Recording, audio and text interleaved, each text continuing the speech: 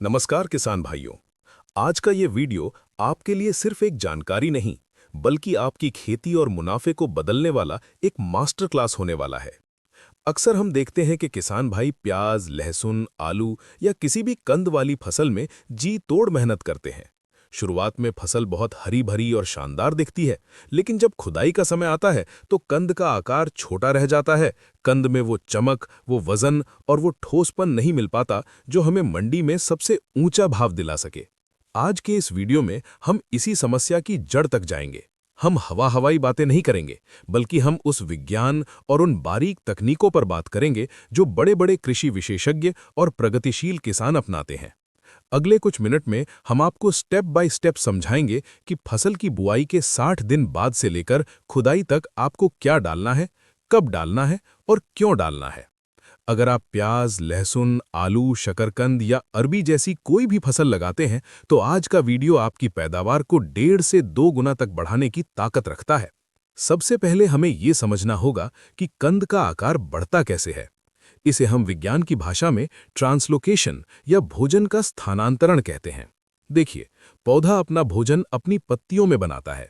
जब तक फसल की वानस्पतिक वृद्धि यानी वेजिटेटिव ग्रोथ चल रही होती है, तब तक पत्तियों में बना हुआ भोजन पौधे की लंबाई बढ़ाने और नई पत्तियां निकालने में खर्च होता है।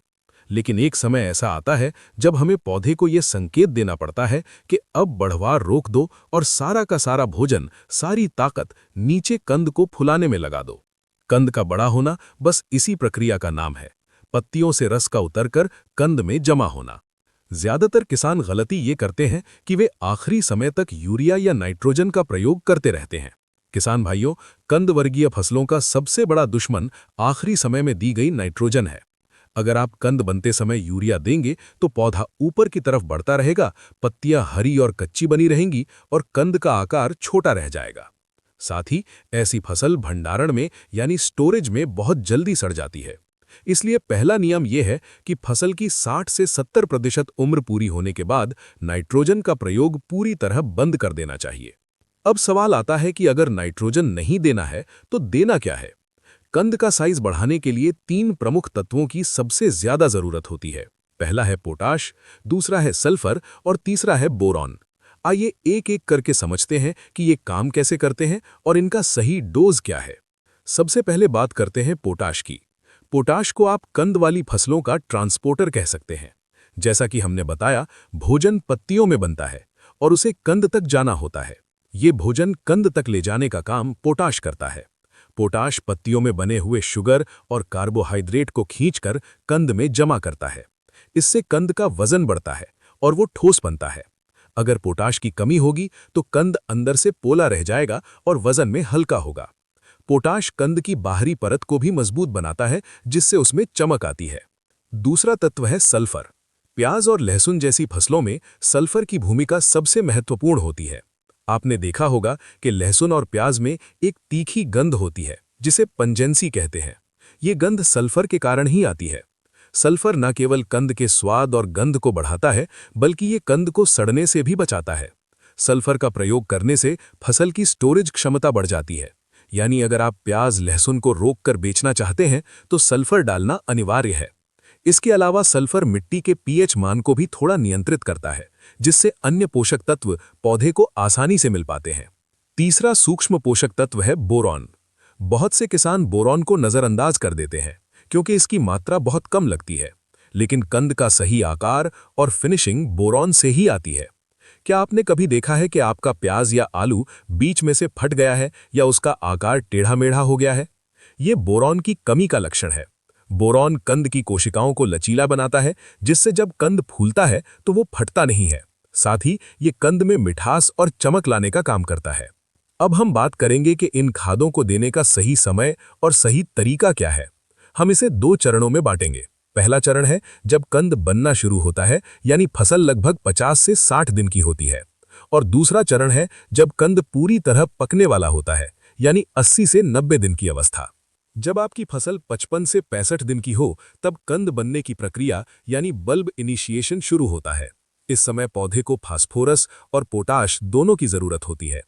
फास्फोरस जड़ों का विकास करता है ताकि कंद को फैलने के लिए जगह मिले, इस समय आपको NPK 05234 का इस्तेमाल करना चाहिए। इसमें 52% फास्फोरस और 34% पोटाश होता है। इसका स्प्रे करने से पौधे की जड़ें और तना दोनों मजबूत होते हैं। इसके साथ आप चिलेटेड माइक्रोन्यूट्रिएंट्स का मिक्सचर भी ले सकते हैं, ताकि अगर पौधे में जिंक या आयरन की कमी हो तो वो भी पूरी हो जाए। 05234 की मात्रा आपको 1 एकड़ में 1 किलोग्राम से लेकर 1.5 किलोग्राम तक रखनी है और इसे 150 से 200 लीटर पानी में मिलाकर स्प्रे करना है। अब आते हैं सबसे महत्वपूर्ण चरण पर, अंतिम 30 से 40 दिन। ये वो समय है जो तय करेगा कि आप लाखों कमाएंगे या सिर्फ लागत निकालेंगे।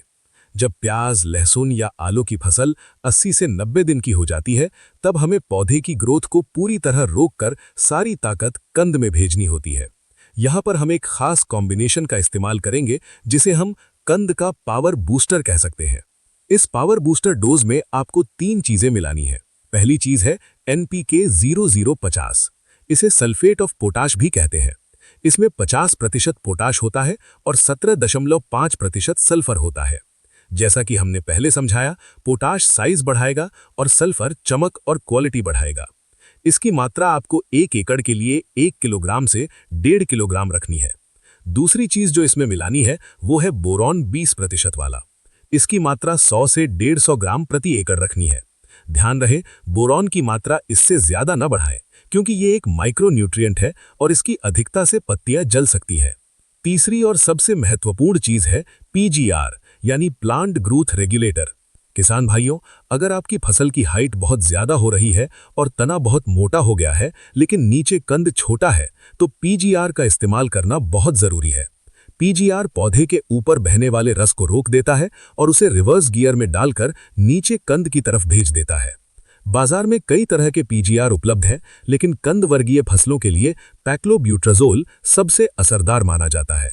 ये बाजार में कल्टार या अन्य नामों से मिलता है। इसकी मात्रा बहुत सावधानी से लेनी होती है। आमतौर पर 23% वाले पैक्लोब्यूट्राजोल की 80 से 100 मिलीलीटर मात्रा प्रति एकड़ पर्याप्त होती है। अगर आप इसका इस्तेमाल नहीं करना चाहते तो आप लिहोसिन का इस्तेमाल भी कर सकते हैं।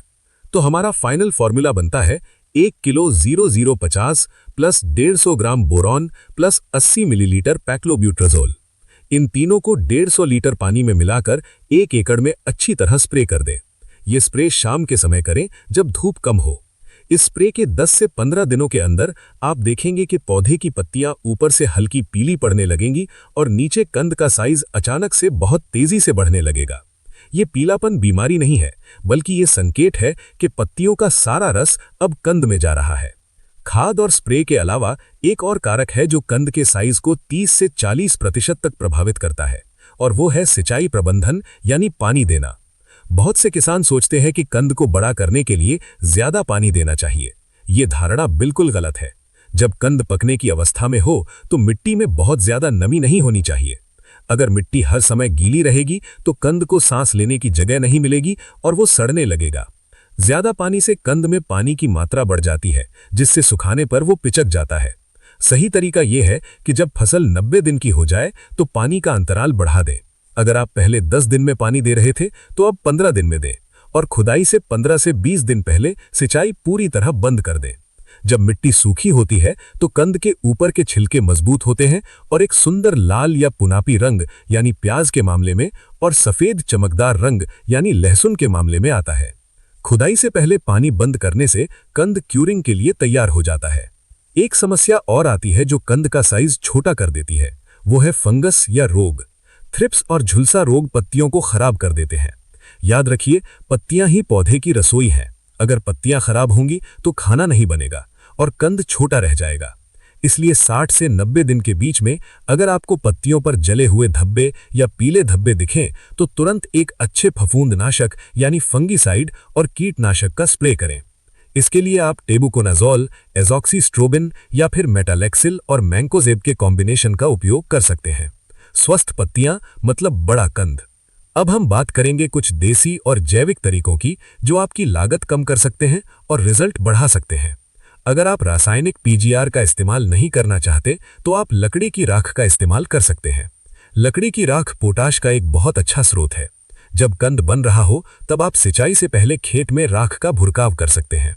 हालांकि इसका असर रासायनिक खादों की तुलना में थोड़ा धीमा होता है, लेकिन ये मिट्टी की गुणवत्ता सुधारता है। एक और महत्वपूर्ण तकनीक है तने को पैरों से दबाना। पुराने समय में किसान प्याज पकने पर उसके तने को पैरों से कुचल देते थे। इसे नेक फॉल कहते हैं। जब आप प्याज के तने को जमीन के पास से मोड़ देते हैं या दबा देते हैं तो ऊपर का कनेक्शन टूट जाता है और पौधे की सारी बची हुई ऊर्जा कंद में ही लॉक हो जाती है। ये काम आपको खुदाई से 15 से 20 दिन पहले करना चाहिए। ये एक प्राकृतिक पीजीआर जैसा काम करता है। अंत में मैं आपको फसल कटाई के बाद के प्रबंधन के बारे में एक प्रो टिप देना चाहूंगा। कंद का असली वजन और साइज तब पता चलता है जब वो सूख जाता है। खुदाई करने के बाद कंदों को तुरंत कट्टों में न भरें। उन्हें खेत में ही पत्तियों से ढककर 3 से 4 दिन तक सूखने दें। इसे क्यूरिंग कहते हैं। इससे कंद की बाहरी परत सख्त हो जाती है और फंगस नहीं। 60 दिन के बाद 05234 का प्रयोग करें। 80-90 दिन पर 0050 बोरॉन और पीजीआर यानी पैक्लोब्यूट्राजोल का सही मिश्रण स्प्रे करें। सिंचाई को धीरे धीरे कम करें और खुदाई से पहले बंद कर दें। पत्तियों को आखिरी समय तक रोगों से बचाकर रखें। खेती एक विज्ञान है और अगर हम सही समय पर सही तकनीक अपनाते हैं तो कम लागत में भी हम अपनी पैदावार को दोगुना कर सकते हैं। ये जानकारी हजारों किसानों द्वारा आजमाई हुई है और पूरी तरह से वैज्ञानिक तथ्यों पर आधारित है। हमें उम्मीद है कि ये विस्तृत जानकारी आपके बहुत काम आएगी। आप अपनी अगली फसल में इस शेड्यूल को अपनाएं और खुद फर्क देखें। अगर आपके मन में प्याज, लहसुन या आलू की खेती को लेकर कोई भी सवाल है या आप किसी विशेष बीमारी के बारे में जानना चाहते हैं तो हमें कमेंट बॉक्स में ज़रूर लिखें। हम कोशिश करेंगे कि आपके हर सवाल का जवाब इसी तरह वैज्ञानिक प्रमाणों के साथ दे सकें। खेती से जुड़ी ऐसी ही सटीक और आधुनिक जानकारी के लिए हमारे साथ जुड़े रहें। वीडियो को लाइक करें और अपने साथी किसान भाइयों के साथ शेयर ज़रूर करें ताकि वे भी अपनी फसल का सही दाम ले सकें। धन्यवाद। जय जवान, जय किसान।